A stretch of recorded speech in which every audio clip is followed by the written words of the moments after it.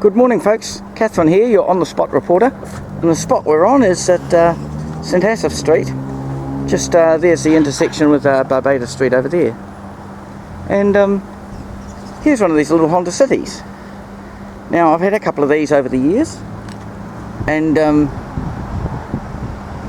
mine was a convertible model. I had one of these for parts. I had someone else, flatmate, who had one. This obviously had a bit of a paint job done on it. Curiously, it's a NZ new. Mine was my convertible was imported from Japan, and it's it is the automatic model, which I mean the Honda semi-automatic. So it's got 3 gears. You start off in low, put it in so-called drive, and then go up to star or overdrive. But it was just a simpler way of making the automatic, where it didn't have to shift for itself. A simpler way of making the transmission, so the human just had to do the shifting, but otherwise it works similar to an automatic. It actually, New Zealand new 1988, April of 88. Now, it's my understanding that this model stopped being produced in 86, because mine was 86 and it was the last of them. So I think this is a case of sort of new old stock. Often dealers in New Zealand, you know, if there was still inventory, as they would say, if there were cars either with them or with the wholesale, you know, in this case Honda dealer, they wouldn't necessarily all be sold by the time they finished coming off the production line in Japan. So it's very rare now. They were rare enough when I sold mine. I sold mine in 2017. I just about cried as it went out the driveway. $1,100 was all I could get for it. Brand new warrant of fitness, and it drove.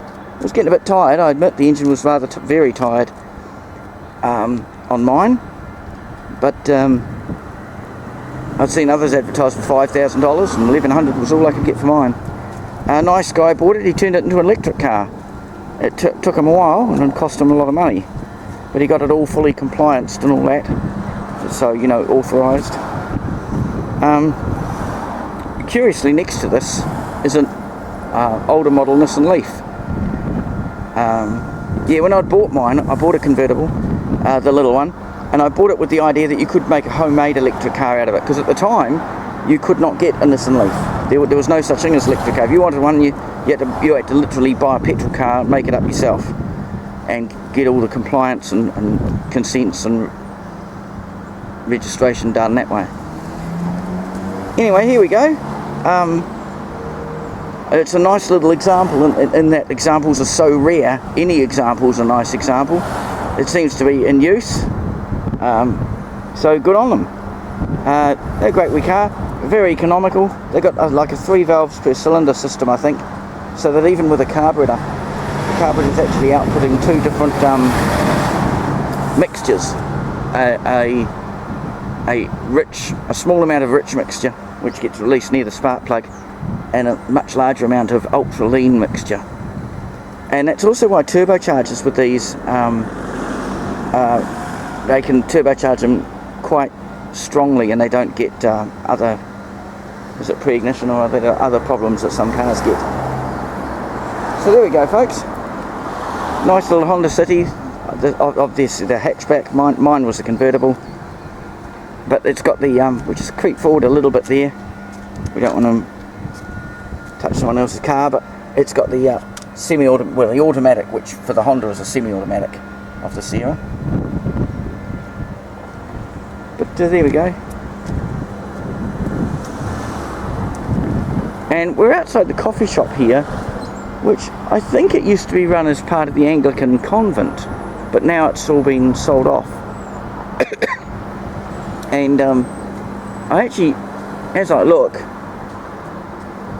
so there is still a coffee shop operating here. It seems like it was sold recently, but with an ongoing lease to the cottage. Or if not the coffee shop, see, that's Home and Family there, in that entrance. But I just saw someone coming out with morning tea.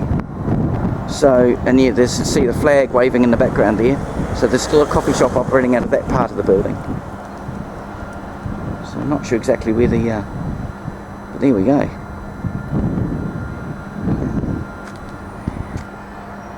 Alright, folks. That's all for now. Bye.